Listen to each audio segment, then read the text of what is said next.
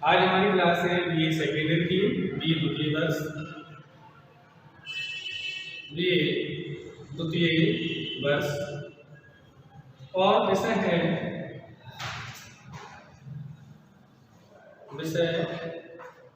हिंदी साहित्य प्रथम प्रश्न पत्र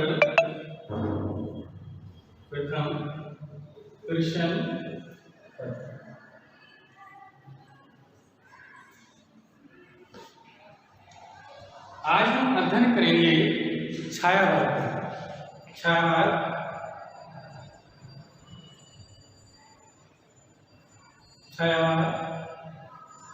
सबसे पहले हमें ये मालूम होना चाहिए कि छायावाद का अर्थ होता क्या है। तो छायावाद का शाब्दिक अर्थ होता है रहस्यवाद। आचार्य रामचंद्र शुक्ल ने भी छायावाद का अर्थ रहस्यवाद माना है। तो छायावाद का शाब्दिक अर्थ है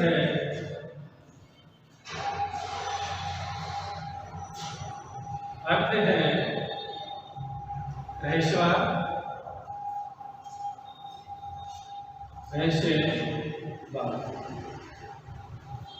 अब बात आती है कि छायावाद शब्द का प्रयोग सबसे पहले किसने किया था?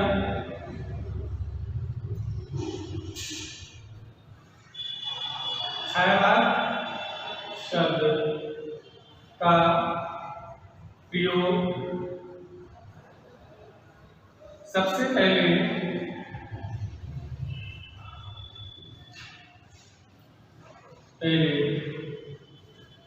मुकुटधर पाणिनि ने किया था। छायावाद शब्द का प्रयोग सबसे पहले मुकुटधर पाणिनि ने किया था और छायावाद के जनक जयशंकर प्रसाद हैं।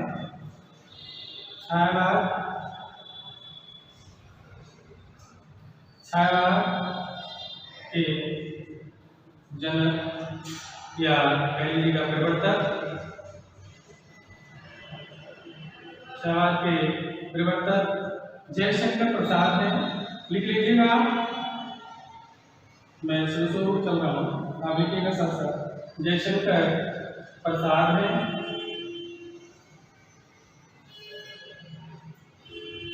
छायावाद के जनक कह लीजिएगा, चाहे प्रवर्तक कह लीजिएगा, वो जयशंकर प्रसाद है। और अब बात आती है कि छायावाद का समय।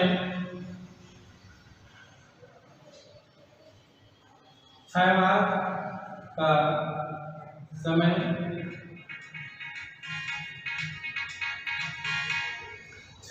समय सन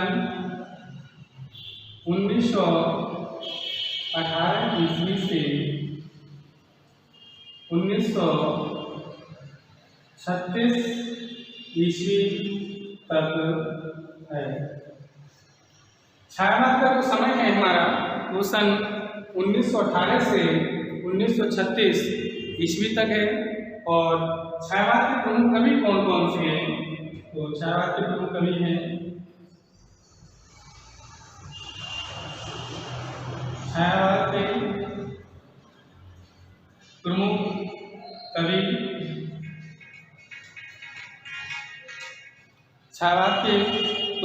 हैं। छायावाद के प्रमुख कवि हैं नंबर 1 जयशंकर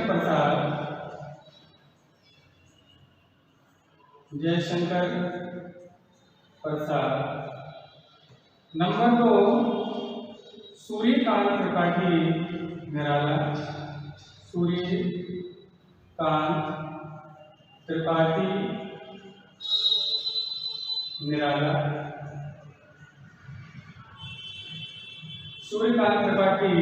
निराला।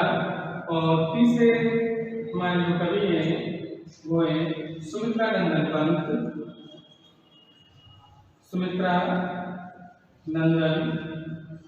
पंत। और जो हमारे चौथे कवि हैं वो है महादेवी वर्मा, महादेवी वर्मा, महादेवी वर्मा। इसके बाद में अन्य कवि हैं, उत्तर छायावादी कवि भी हैं, जैसे हरिवंश राय बच्चन, हरिवंश राय बच्चन, नरेंद्र शर्मा, नरेंद्र शर्मा, रामेश्वर शुक्ल अंचल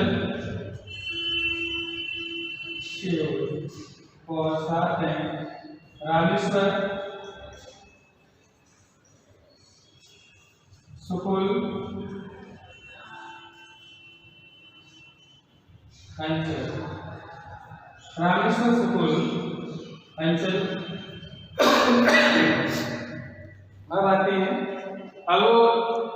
हमारे जो आलोचक हैं, जैसे आचार्य रामचंद्र शुक्ल, उन्होंने छायावाद के बारे में क्या कहा है उसका अध्ययन करते हैं हम आपसे विस्तार से।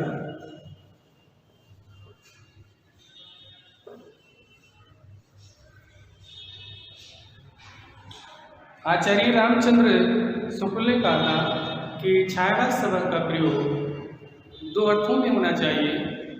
एक तो रहस्यवाद के अर्थ में, जहाँ उसका संबंध काव्य वस्तु से होता है, अर्थात जहाँ कवि उस अनंत और अज्ञात प्रेतम को आलम्बन बनाकर अत्यंत चित्रमयी भाषा में प्रेम की अनेक प्रकार से बेना करता है। छायावाद शब्द का दूसरा प्रयोग काव्य शैली या वस्तु विशेष के व्यापक अर्थ में होता है। ये परिभाषा थी हमारे आचार्य रामचंद्र शुक्ल।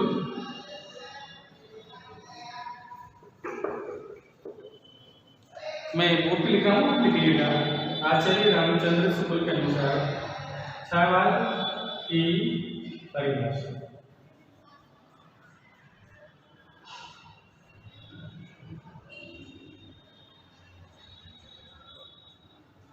आचार्य रामचंद्र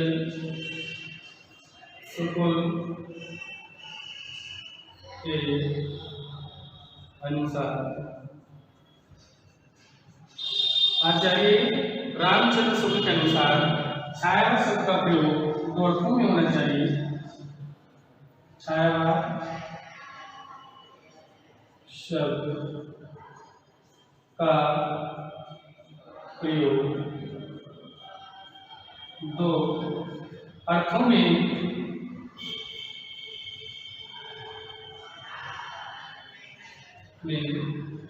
होना चाहिए। एक तो रहस्यवाद के अर्थ में,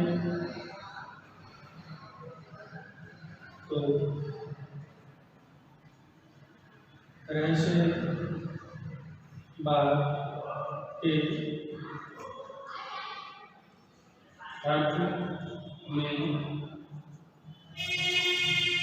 जहाँ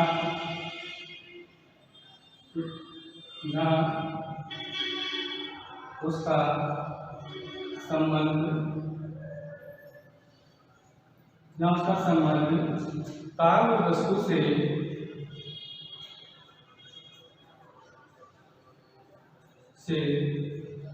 होता है, जहाँ उसका संबंध काव्य वस्तु से होता है, अर्थात जहाँ कवि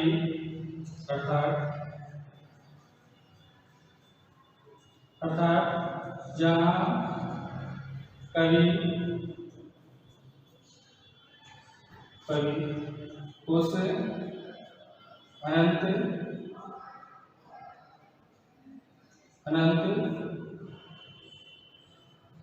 अज्ञात प्रियतम को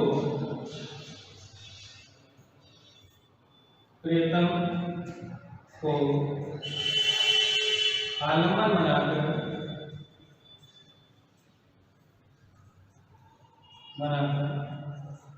अत्यंत चित्रमयी भाषा में अत्यंत चित्रमयी भाषा में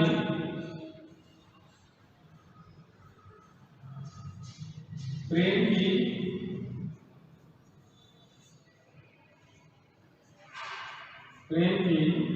अनेक प्रकार से वेदना करता है।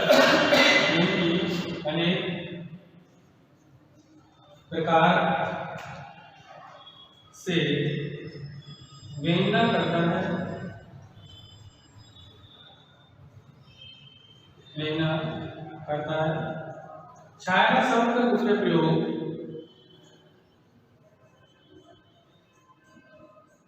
छायावाद शब्द का दूसरा प्रयोग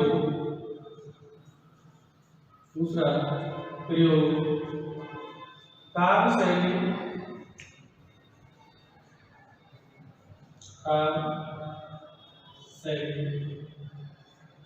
या पद्धति विशेष के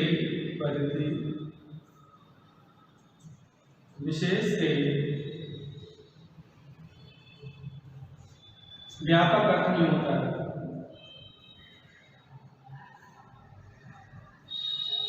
व्यापक अर्थ में होता है। उदाहरण की परिभाषा बहुत अच्छी है। आचार्य रामचंद्र स्वरूप के अनुसार छाया शब्द का प्रयोग दो अर्थों में होना चाहिए। एक तो रहस्यवाद के अर्थ में जहाँ उसका संबंध का वस्तु से होता है, अर्थात जहाँ कभी उस अनंत अज्ञात प्रीतम को आलम्बन बनाकर अत्यंत प्रेम भाषा में प्रेम की अनेक प्रकार से लेना करता है। छाया शब्द का दूसरा प्रयोग काव्य शैली या पद्धति विशेष के व्यापक अर्थ में होता है। ये परिभाषा थी आचार्य रामचंद्र शुक्ल के अनुसार। अब मैं आपके सामने दूसरी परिभाषा बताता हूँ डॉक्टर रामकुमार वर्मा के अनुसार। डॉक्टर रामकुमार वर्मा ने कहा था, परमात्मा की छाया जब आत्मा पर और आत्मा की छाया जब परमात्मा पर पड़ने लगती है तभी छायावाद की सृष्टि होती है। इसी तरह दूसरी परिभाषा है डॉक्टर रामकुमार वर्मा के अनुसार। डॉक्टर रामकुमार वर्मा के अनुसार डॉक्टर रामकुमार वर्मा ने कहा था, जब परमात्मा की छाया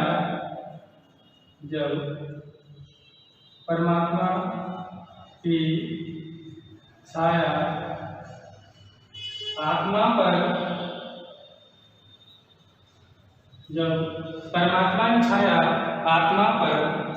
पड़ने लगती है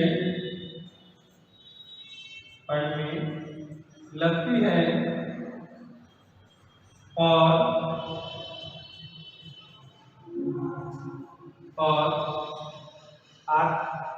जब परमात्मा की छाया आत्मा पर पड़ने लगती है और आत्मा की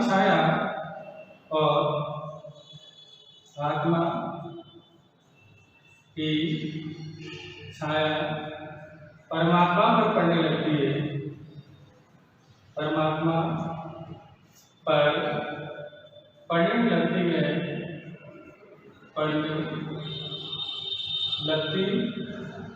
है तभी छायावाद की पड़ने लगती है, तभी छायावाद की सृष्टि होती है, तभी छायावाद की सृष्टि होती है, तभी छायावाद की सृष्टि होती है।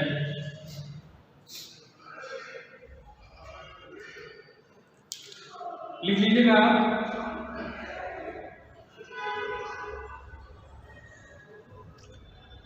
अब मैं तीसरी परिभाषा लिख पाता हूँ, दूसरी परिभाषा हो गई। अब मैं आपके सामने तीसरी परिभाषा डॉक्टर नगेंद्र के अनुसार छायावाद स्थूल के प्रति सूक्ष्म का एक विद्रोह है। छायावाद एक विशेष प्रकार की भाव पद्धति है। छायावाद जीवन के प्रति एक विशेष भावात्मक दृष्टिकोण है। मैं लिख रहा हूँ, बोर्ड पर आप लिख लीजिए, मैं दोबारा प्रश्न समझा देता हूँ।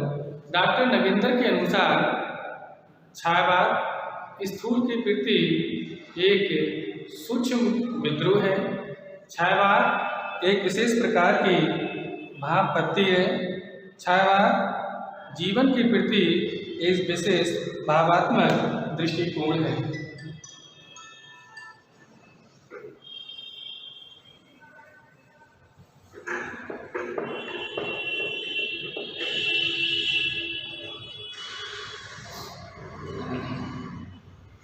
डॉक्टर नगेंद्र के अनुसार डॉक्टर नगेंद्र ने कहा था छायावाद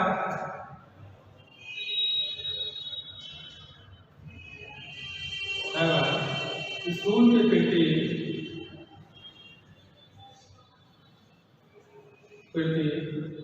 सूक्ष्म का विद्रोह है। सूक्ष्म का विद्रोह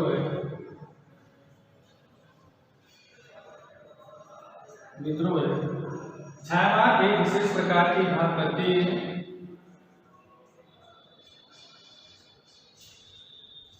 छायावाद एक विशेष प्रकार की भाव पद्धति है।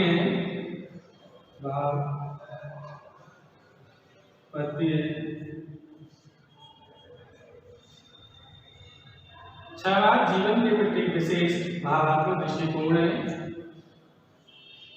छायावाद जीवन के प्रति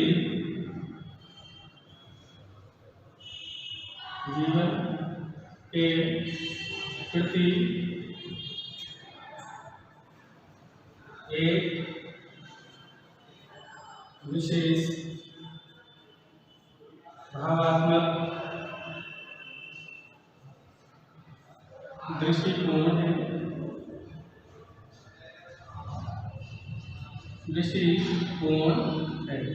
इसको बंद कर लीजिएगा। फिर से छायावाद स्थूल के प्रति सूक्ष्म का विद्रोह है। छायावाद एक विशेष प्रकार की भाव पद्धति है। छायावाद जीवन के प्रति एक विशेष भावात्मक दृष्टिकोण है। इसके बाद तीसरी परिभाषा जो है, चौथी परिभाषा महादेव वर्मा ने कहा था छायावाद जीवन के प्रति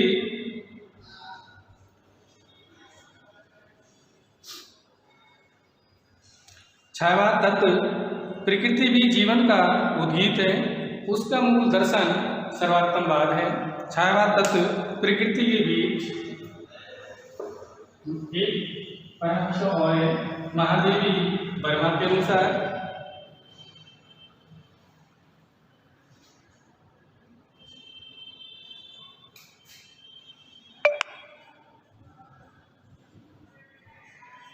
महादेवी वर्मा के अनुसार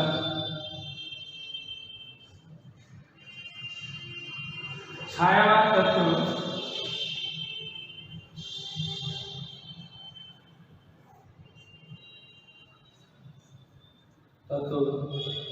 प्रकृति के बीच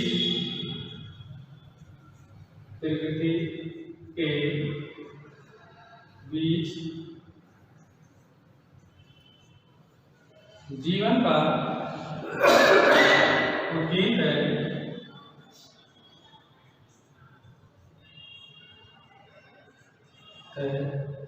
उसका मूल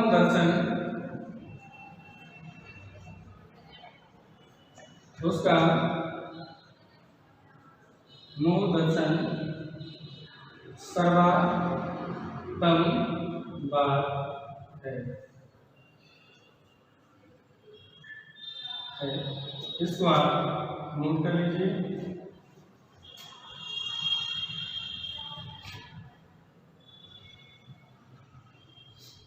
इसके बाद छायावाद की विशेषताएं कौन कौन सी हैं?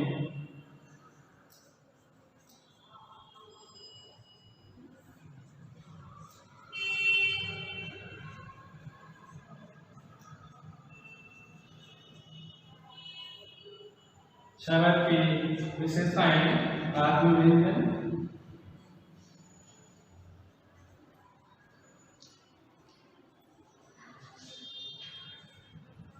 श्रृंगार निरूपण, श्रृंगार निरूपण।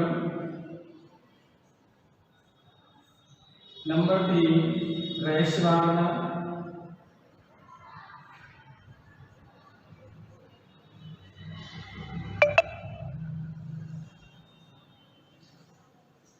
नंबर 4 प्रकृति चित्रण,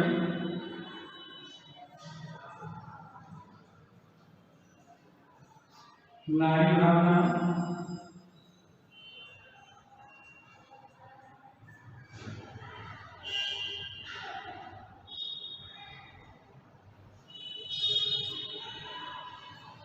राष्ट्रीय प्रेम की, नंबर 6 राष्ट्रीय प्रेम की अभिव्यक्ति, राष्ट्रीय प्रेम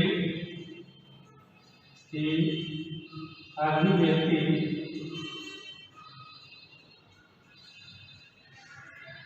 राष्ट्रीय प्रेम की अभिव्यक्ति। नंबर 7 दुख और वेदना की अभिव्यक्ति, दुख और वेदना की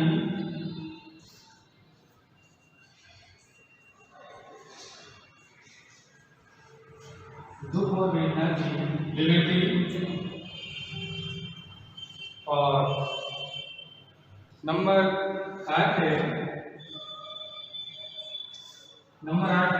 शैलीगत विशेषताएं, शैलीगत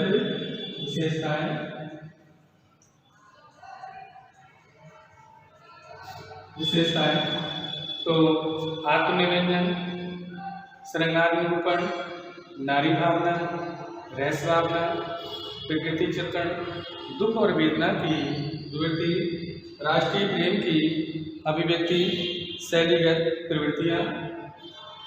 इसको आप नोट कर लीजिए, परीक्षा की दृष्टि से बहुत ही इम्पोर्टेंट था आज का जो आपका टॉपिक था छायावाद।